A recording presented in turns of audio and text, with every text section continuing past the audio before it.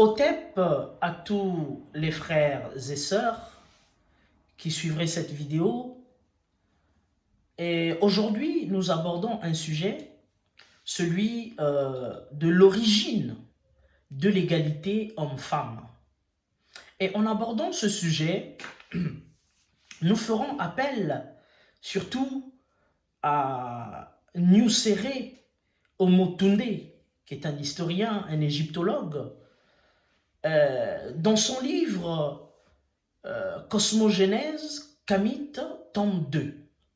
Alors, cette vidéo il y aura des concepts un peu techniques, où on parlera de l'essence, de l'anthologie, de la théosophie.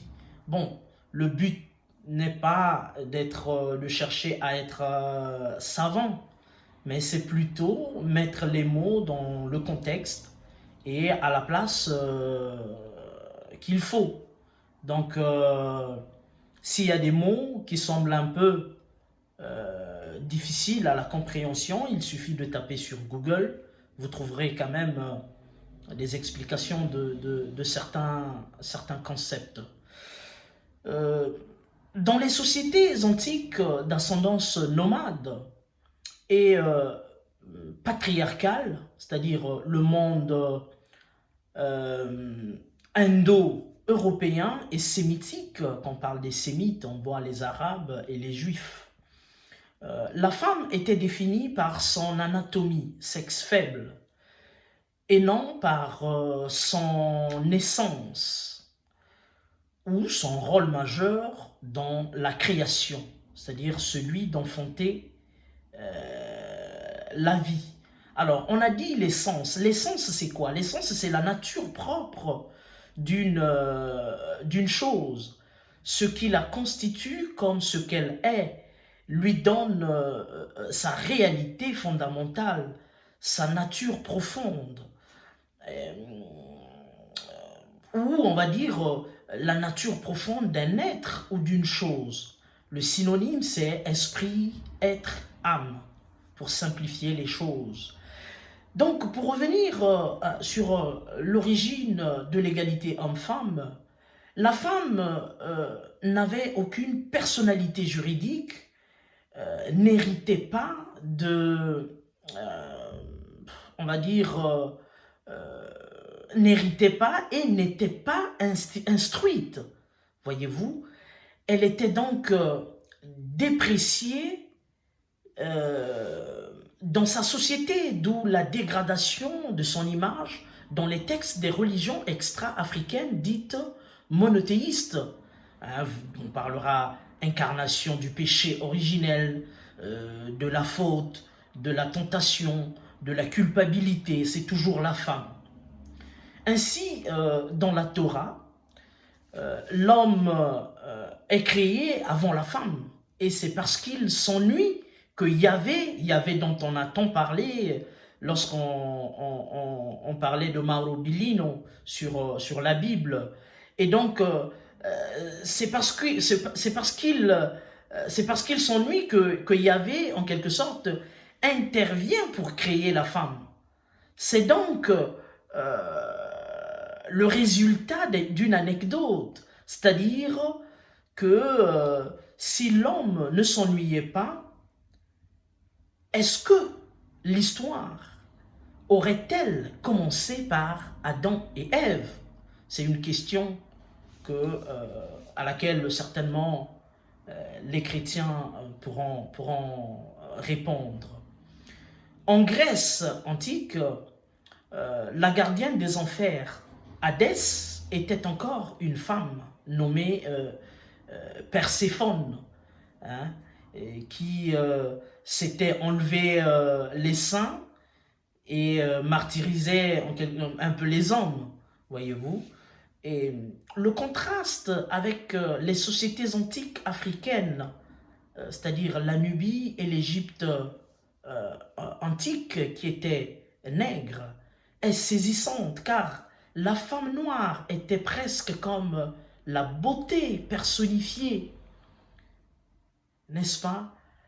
La sœur avertie, la parèdre de l'homme, c'est-à-dire une divinité secondaire ou épouse, la source de stabilité et de la sagesse, l'amante attentionnée et la mère affectueuse. Aucune fonction ou filière d'études ne lui était interdite. C'est donc la raison pour laquelle nous avons eu de nombreuses femmes médecins telles que Pesséchet, des femmes souveraines telles que Hatshepsut, Nzinga, la reine de Saba, des chefs des armées tels que Amani Renas, des ministres des Affaires étrangères tels que Tilly, etc. Là, nous sommes en train de parler dans l'Antiquité, hein. Ce n'est pas aujourd'hui. Hein. Le roi dirigeait donc le pays avec son épouse qui jouait à ses rôles, plutôt à ses côtés, le rôle de conseillère diplomatique, de guide spirituel, etc. Les relations avec la junte masculine, c'est-à-dire fils, époux, frère, étaient, comme le dit Elisabeth Lafont dans les livres de sagesse des pharaons, hein, elle dit que les relations avec la junte masculine étaient particulièrement harmonieuses. Ça, on parle de la société nègre. Parce que dans notre société, ce n'est pas le patriarcat qui domine, c'est le matriarcat. Hein? Bon, comme on ne s'approprie pas trop de notre histoire, c'est difficile de comprendre certaines choses. Mais bon, on essaie de faire un effort, de vous apporter ou de vous rapporter des informations qu'on essaie de puiser dans des livres écrits par des Africains, et voilà, où on relate vraiment l'histoire des Africains, des Kémites, de l'Égypte antique, voilà. Je pense que c'est là où nous devons commencer si nous voulons retracer notre histoire. Voilà. Et donc, pour continuer avec Elisabeth Lafont, elle dit les fils étaient respectueux, tendres, époux, parents attentifs et bien souvent indulgents. Ils tenaient avec un zèle que l'on pourrait qualifier de méthodique à pratiquer les vertus qu'ils avaient en grand honneur. Et maintes fois, à les en croire, ils donnèrent l'exemple aux générations futures.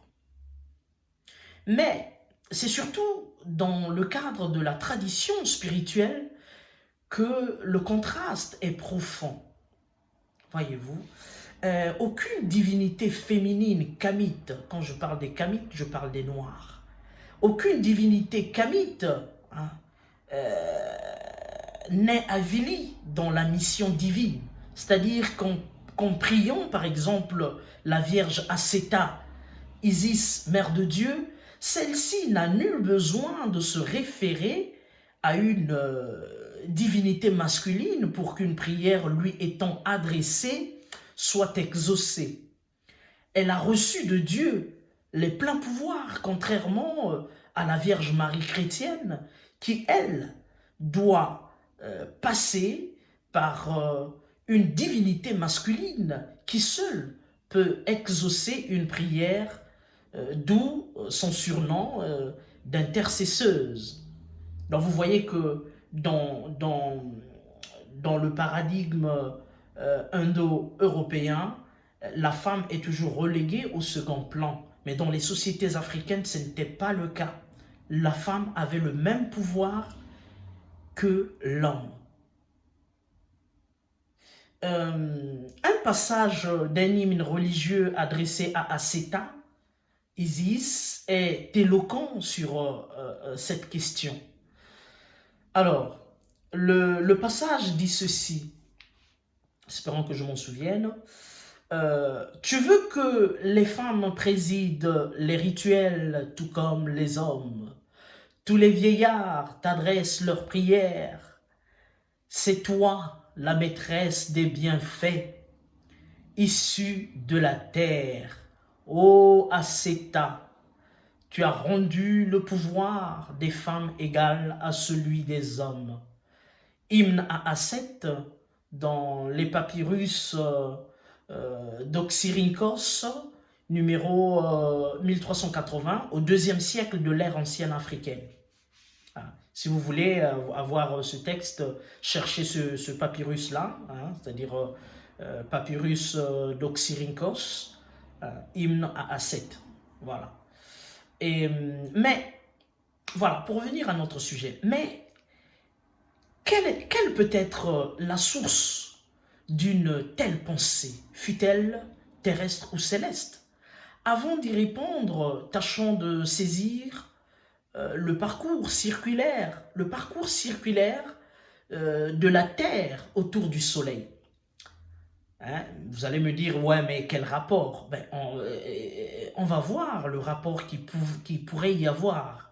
Si la Terre tourne autour du Soleil en 365 jours, les anciens nègres ont constaté qu'il y avait 4 périodes majeures dans l'année, soit de décembre à mars, le solstice d'hiver, vers équinoxe de mars, où les ténèbres dominent la lumière.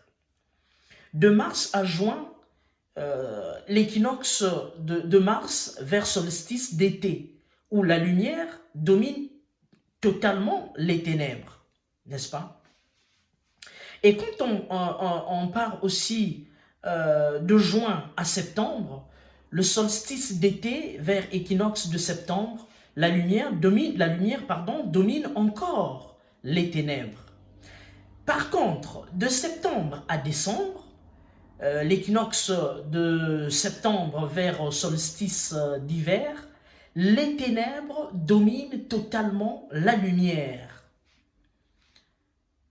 Qu'est-ce à dire? C'est-à-dire que ce rapport de force annuelle lumière-ténèbres préfiguré sur le plafond astronomique de Dendera, Dendera est une ville égyptienne, à travers les dates des solstices est l'origine même de la pensée philosophique du yin et du yang asiatique, qui est une évocation philosophico-théosophique des 2 solstices, c'est-à-dire été-hiver, préfigurant les rapports de tension entre la lumière et l'obscurité. Les anciens avaient constaté qu'il n'y a que 2 fois dans l'année où la durée de la nuit est égale à la durée du jour. C'est au moment des équinoxes du 21 mars et du 21 septembre. Ces dates correspondent encore aux seules périodes où la Terre est droite. Le reste du temps, elle est toujours inclinée. Le maximum de ces inclinaisons, dans un sens ou dans un autre, correspond en quelque sorte aux dates des solstices au fait. J'espère que vous me saisissez.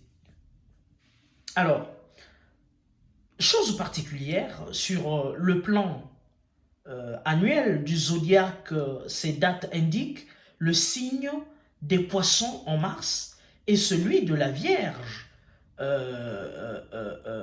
en septembre. Est-ce un hasard? Or, si la Vierge fait référence à Asséta, mère de Dieu, Isis, les poissons sont, eux, le symbole d'Osiré, c'est-à-dire d'Osiris. Ainsi, le soleil est dans le signe des poissons du 11 mars au 18 avril, équinoxe du 21 mars. De la Vierge, c'est-à-dire que le soleil est dans le signe de la Vierge, du 16 septembre au 30 octobre, équinoxe du 21 septembre. Donc, la Terre est rétablie dans sa stabilité uniquement lorsque le principe masculin céleste fait face au principe féminin. Je ne sais pas si je me fais comprendre. Ça veut dire que la Terre est rétablie dans sa stabilité, puisque la plupart du temps, la Terre, hein, comme on l'a dit précédemment, que la Terre est toujours inclinée. Mais or, dans cette période-là, hein, la Terre est rétablie dans sa stabilité uniquement lorsque le principe masculin céleste fait face au principe féminin céleste, et cela 2 fois dans l'année. Autrement dit, le Soleil passe annuellement de l'hémisphère sud vers l'hémisphère nord, en franchissant l'équateur via le principe masculin des poissons et revient vers l'hémisphère sud via le principe féminin de la Vierge. Cet équilibre sidéral du couple divin Osiré-Acéta, c'est-à-dire Osiris, Isis, renforçant leur mission divine de guider l'humanité vers la Mate. Qu'est-ce que la Mate? La Mate, c'est l'harmonie, c'est l'équité, la justice. Donc, lorsque cet équilibre sidéral du couple divin Osiré-Acéta, renforçant leur mission divine, comme nous le disions, d'orienter l'humanité vers la Mate, a très probablement servi hein, d'inspiration aux initiés. On va dire aux initiés lors de l'élaboration des relations sociétales hommes-femmes durant l'Antiquité africaine. Il semble ainsi être original du choix philosophico-social de n'édifier que des sociétés équilibrées, réservant aux femmes le même pied d'égalité que les hommes, ceci afin que le macrocosme céleste puisse être l'égal du microcosme terrestre et que l'essence ontologique, ce qui est ontologique, c'est ce qui s'occupe de l'être en tant qu'être, n'est-ce pas? Et donc, que de l'essence ontologique de l'harmonie maatique, hein, de la mate, puisse circuler dans les deux sexes, permettant en quelque sorte ainsi leur fusion harmonieuse lors des unions maritales. Donc, je sais, comme je l'avais dit au départ, qu'on allait faire une vidéo avec des concepts un peu plus techniques, mais nous ne sommes pas là pour faire de la pédagogie, mais nous sommes là juste pour suggérer ce que nous lisons à ceux qui auront l'opportunité d'apprendre ou de cliquer sur nos vidéos. Et comme on vous le demande toujours, si vous pensez que nos vidéos vous intéressent, abonnez-vous, mettez des likes, commentez aussi pour nous orienter. Et ça nous fera énormément plaisir parce qu'on n'a pas le monopole du savoir. Nous ne sommes pas, on n'a pas l'apanage du savoir, mais nous sommes juste des curieux qui, lorsqu'ils lisent, comme tout le monde n'a pas la possibilité de lire, mais tout le monde a la possibilité de suivre une vidéo sur YouTube. Et donc, quand nous découvrons une information, quelque chose qui peut paraître utile, pas peut-être à tout le monde, à certains ou certaines, eh bien, on vient le partager avec vous. Donc, on n'a pas fini nos séries de vidéos sur la Bible avec Mauro Billino. Et sur ces séries de vidéos, comme je l'avais dit dans ma première vidéo, j'avais dit que ce sont des informations que nous avons découvertes dans ces livres. On les partage. Après, nous donnerons notre point de vue selon l'histoire kémite, puisque aujourd'hui, nous savons que l'Asie occidentale, qui est considérée comme un peu la base des Indo-Européens, est la fille aînée de l'Égypte. Parce que tout ce qu'ils ont conçu en Asie occidentale, en Grèce antique, ils l'ont puisé en Égypte. Donc, ces populations arrivaient et ils ne connaissaient pas certaines manières de vivre la religion, de pratiquer la religion et la spiritualité. C'était des barbares, ils étaient des troglodytes, c'est-à-dire des gens qui vivaient dans des grottes. Et quand ils sont venus s'abreuver en Égypte, ils sont rentrés avec des connaissances. Et nous savons que l'Égypte antique, au moment où Hérodote arrive en Égypte, l'Égypte avait déjà perdu son indépendance un siècle avant. Voyez-vous, l'Égypte fut d'abord dominée par les Perses en moins 525. Après les Perses, c'était autour des Macédoniens avec Alexandre. Après Alexandre, c'était autour des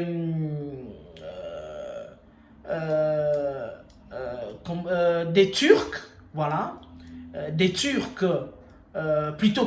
après les Macédoniens, c'était des Romains avec Jules César en moins 50. Excusez-moi, hein, vous savez, avec les dates, c'est pas évident. En moins 50, Jules César est venu en Égypte. Après, les Romains avec Jules César, c'était autour des Arabes au 7e siècle. Après les Arabes, c'était des Turcs au 16e siècle. Après les Turcs, des Français avec Napoléon Ier. Et ensuite les Anglais au 19e siècle. Donc vous comprenez que mais l'Égypte est restée toujours au sommet de la civilisation pendant 10 000 ans. Pendant que le reste de l'humanité vivait dans la barbarie atroce, l'Égypte avait déjà atteint un sommet, un niveau très élevé de civilisation. Voyez-vous? Parce que les arts, la philosophie, les sciences, l'écriture sont nées en Égypte. Donc voilà un peu. Mais ça sera d'autres vidéos que nous ferons où on parlera de cette tradition que nous, les Kamites, on a léguée au reste de l'humanité. Merci à tous ceux qui nous ont suivis. Continuez à vous abonner et à partager notre contenu si ça vous intéresse. Et voilà, comme je l'ai dit, si vous avez des remarques à nous faire, faites-nous les remarques. Sur cette vidéo que nous venons de faire, j'avais dit au départ qu'il y aurait des concepts un peu techniques, mais j'ai juste repris ce que Nusere Omotunde a écrit dans Cosmogénèse Kamite, tome 2. Voilà. Donc si vous voulez connaître ce contenu, achetez ce livre. Vous comprenez ce que on voulait dire dans cette vidéo. Donc si vous avez du mal à peut-être comprendre un peu le cheminement de la pensée, essayez de rebobiner la vidéo et puis réécouter 2 fois pour saisir le contenu de notre réflexion d'aujourd'hui. En tout cas, comme je dis toujours, je vous remercie, vous qui me prêtez vos oreilles et vos yeux, et sans vous, vraiment, on ne peut rien. Donc, je vous remercie, et comme j'aime toujours dire, à bon entendeur, salut. Toujours, toujours,